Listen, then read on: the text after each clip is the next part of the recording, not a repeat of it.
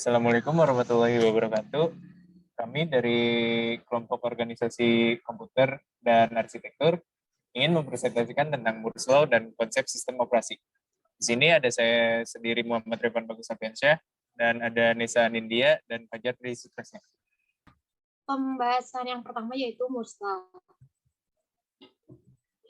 Moore's Law adalah sebuah prediksi atau ramalan dari seorang pendiri perusahaan Intel dan co-founder Fargate Semiconductor yang bernama Gordon Moore. Pada tahun 1965, beliau membuat statement di sebuah media elektronik yang mengatakan bahwa jumlah transistor dalam sebuah microchip akan bertambah jumlahnya hingga 2 kali lipat setiap 18 bulan sekali, dengan ukuran device yang lebih kecil dan harga yang jauh lebih murah.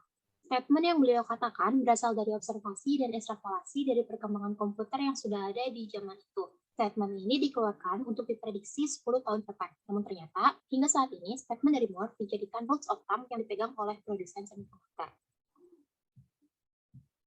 Prediksi Moore ternyata dapat dibuktikan dari generasi prosesor yang pertama hingga saat ini banyak mengalami perkembangan dari segi bentuk ataupun daya kerjanya.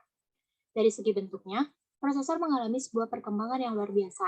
Hal ini bisa dilihat dari generasi IC yang hanya mempunyai puluhan atau ratusan transistor, dibandingkan dengan prosesor dengan jenis Pentium 1 pada tahun 1980 yang ukurannya hanya 800 nanometer yang sudah memiliki jutaan transistor dengan kecepatan 60 hingga 66 mikrohertz. Sedangkan Pentium 2 memiliki sedikitnya 7,5 juta transistor dengan kecepatan 2,60 GHz dan berukuran 350 nanometer. Tak kurang dari 40 juta transistor dengan ukuran 130 nanometer ada dalam sebuah prosesor Pentium 4 atau Teflon XP.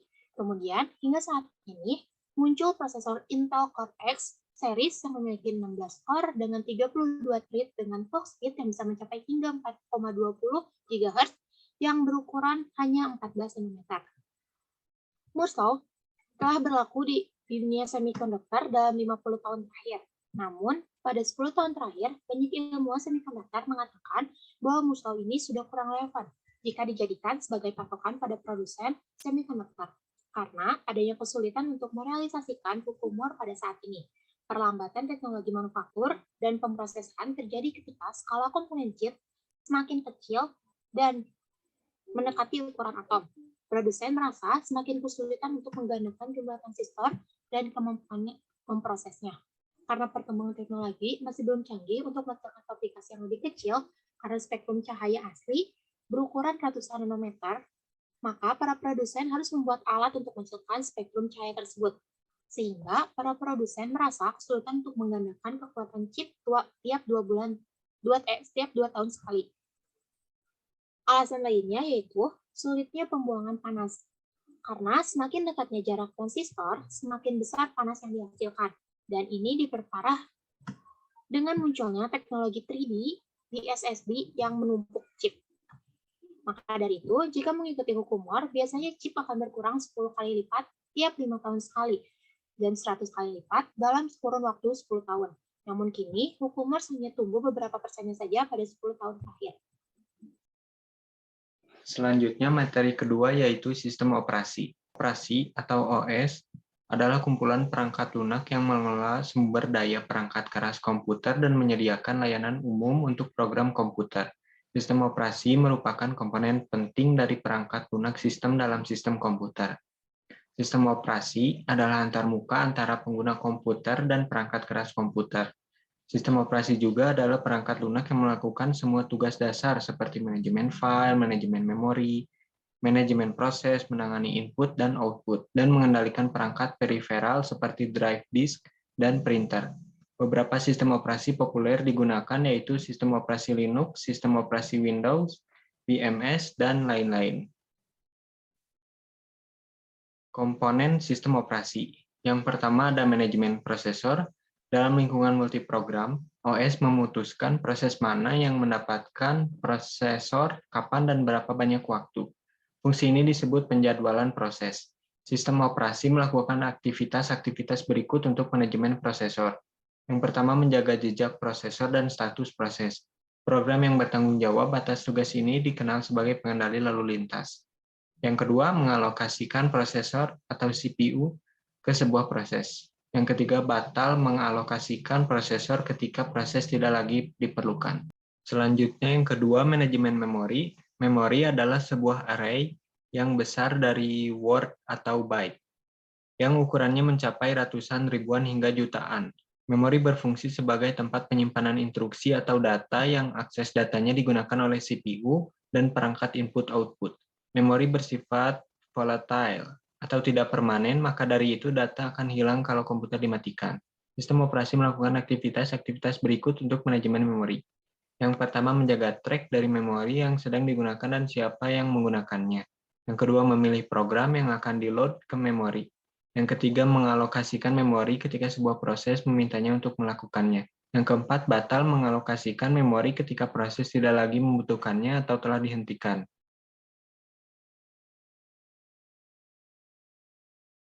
Tuh, ini di sini tuh yang aku mau belum pindah.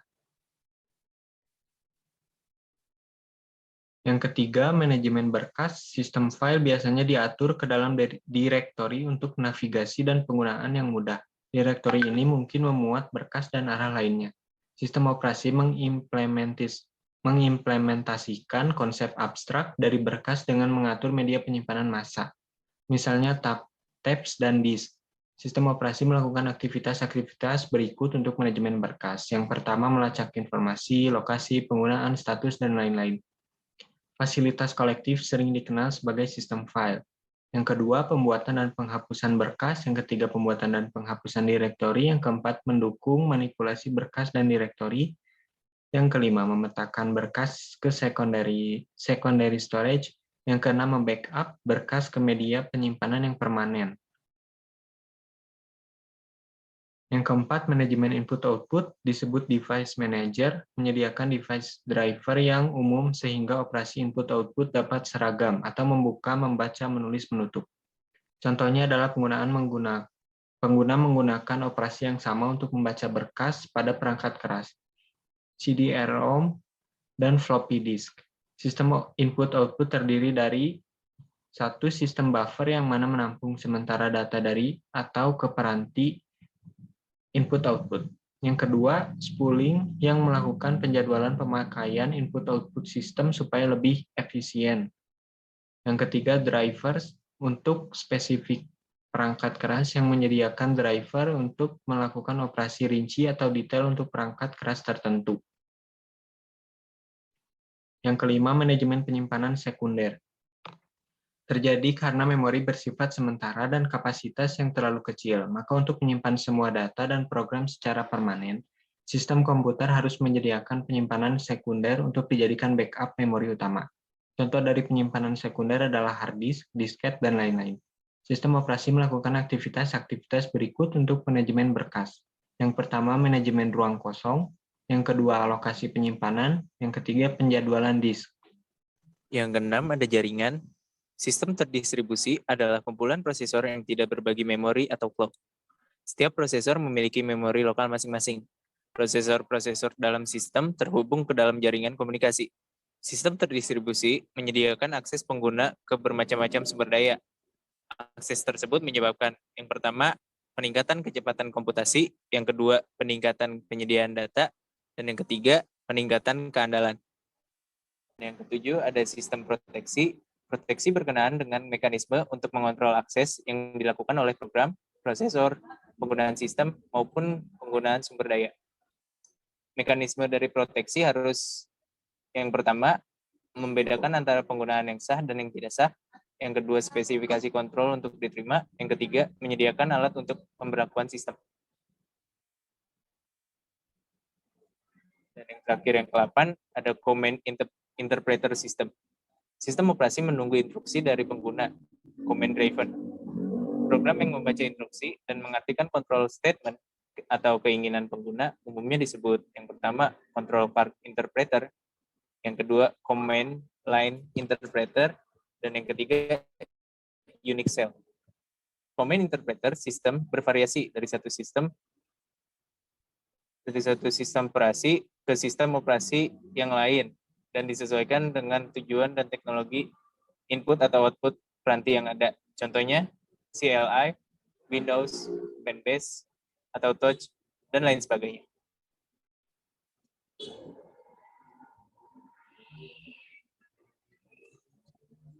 Di sini ada kategori sistem operasi. Yang pertama, Single User, Single Tasking, atau SUST. Satu komputer hanya bisa digunakan oleh satu user dan hanya bisa menjalankan satu program di satu waktu. Contohnya ada DOS, Disk Operating System, ada Microsoft DOS atau MS-DOS, ada PC-DOS, Personal Computer DOS, dan DR-DOS, Digital Research DOS.